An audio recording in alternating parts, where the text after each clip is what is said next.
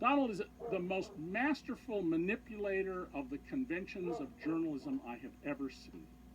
Donald understands, first of all, that most journalists are very good at accurately quoting people and accurately getting other sides of the story and quoting them, but have no deep understanding of what's going on. And he exploits that. He knows that the tabloids, especially Rupert Murdoch's New York Post, have no real regard for any set of facts. They'll take a good story any day of the week. So he plants a story that his longtime mistress, whom I knew about long before anybody wrote about her, but I didn't regard it as a story. Billionaire has mistress.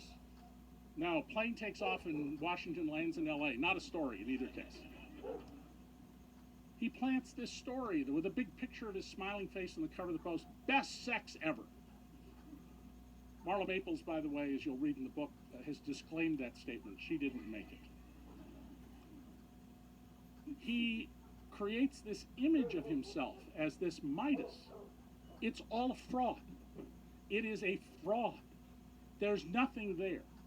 And I know some of you are going to want to ask, how much is he worth? And I'm going to tell you, I don't know, but I know he's not worth, as he said in a matter of days last year, 8.7 billion, 10 billion, more than 10 billion, 11 billion.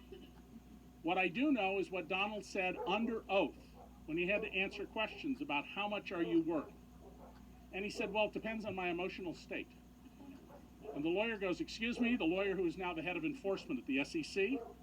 And he asks a little further, and Donald says, well, yeah, I mean, it depends on how I'm feeling that day. That's, what's happening in the world and how my mood is. That's how I determine my net worth. Now, if this guy wasn't running for president of the United States, I think we'd all agree, that's crazy. That's absolutely crazy. That is, nobody does it that way. And throughout his life, Donald has gotten away with this because almost nobody challenges him. Wayne Barrett, probably the best reporter who ever worked in New York City, who's got onto Donald very early on and wrote about him at length in the Village Voice, and who, despite working at the Village Voice, had the most extraordinary law enforcement sources of any reporter I've ever known.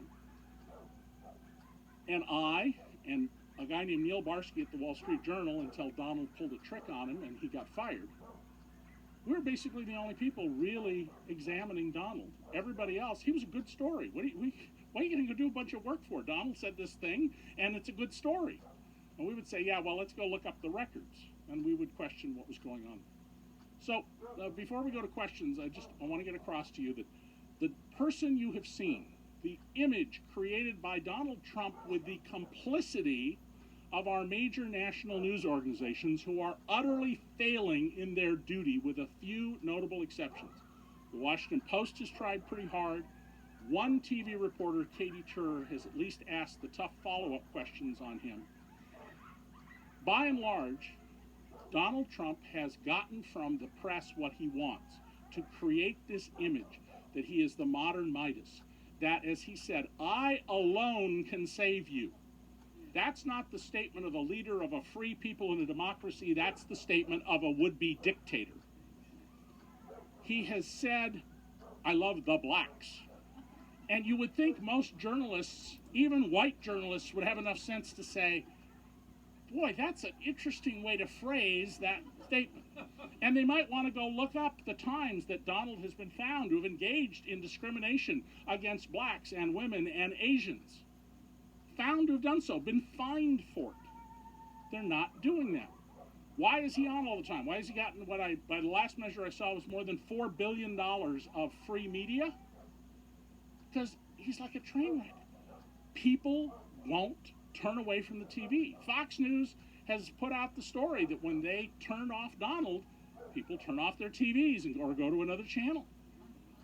This is no way to run a democracy. This is serious business.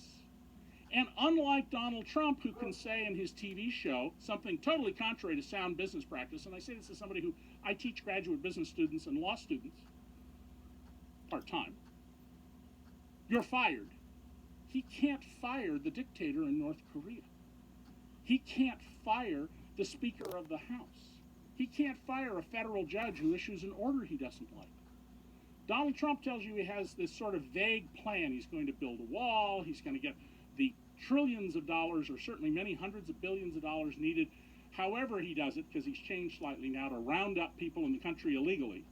Not the people, by the way, I describe in my book who worked for him and who he cheated out of their wages, but round them up. And other things he's discussed, that he can't do it unless Congress passes legislation allowing him to do that and providing the money. Have you ever heard of a president of the United States picking a fight with the Speaker of the House and then appointing to run his campaign a guy like Steve Bannon, who says at Breitbart that Paul Ryan is a double agent for Hillary Clinton?